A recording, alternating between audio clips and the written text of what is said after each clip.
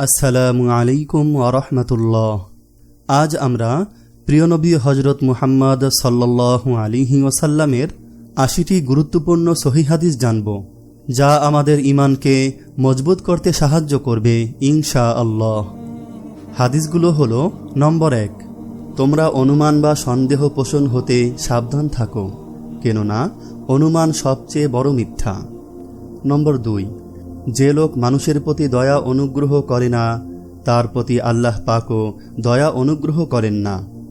নম্বর ৩, অহংকার, প্রতারণা ও ঋণমুক্ত হয়ে মৃত্যুবরণ করা বেহেশতবাসী হওয়ার একটি শর্ত। নম্বর ৪, বিশ্বস্ত সত্যবাদী মুসলমান ব্যবসায়ী কিয়ামতের দিন শহীদদের সঙ্গী হবে। নম্বর ৫, তোমরা ক্রয় বিক্রয়ে অধিক শপথ করা হতে সাবধান থাকবে, কেননা এতে লাভ হলেও পরে তা বিনাশ ডেকে আনে। নম্বর ৬, ওই নারী ও পুরুষ অভিশপ্ত যে পুরুষ নারীর এবং যে নারী পুরুষের বেশভূষা ধারণ করে। নম্বর ৭, দীর্ঘদিন অনুপস্থিতির পর তোমাদের কেউ যেন রাতের অন্ধকারে স্বীয় পরিবার পরিজনদেরও কাছে হাজির না হয়। নম্বর ৮, তোমাদের কেউ যেন আল্লাহর প্রতি সুধারণা পোষণ ব্যতীত মৃত্যুবরণ না করে। নম্বর ৯, লোভ আলেমদের অন্তর থেকে ইলমকে বের করে দেয়।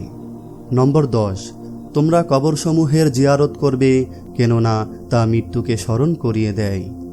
নম্বর ১১, দাতা ব্যক্তি আল্লাহ, ফেরেশতাদের ও মানুষের নিকটে থাকে এবং দোজখ হতে দূরে থাকে। নম্বর ১২, কৃপণ ব্যক্তি আল্লাহ হতেও দূরত্বে, বেহেশত হতেও দূরত্বে, অথচ দোজখের নিকটে। নম্বর ১৩, আজান এবং একামতের মাঝখানে দোয়া ফেরত দেওয়া হয় না।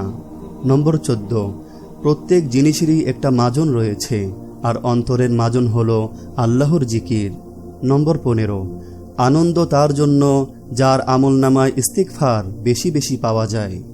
নম্বর ১৬, প্রতারক, কৃপণ এবং যে ব্যক্তি দান করে খোটা দেয় সে বেহেশতে প্রবেশ করবে না। নম্বর ১৭,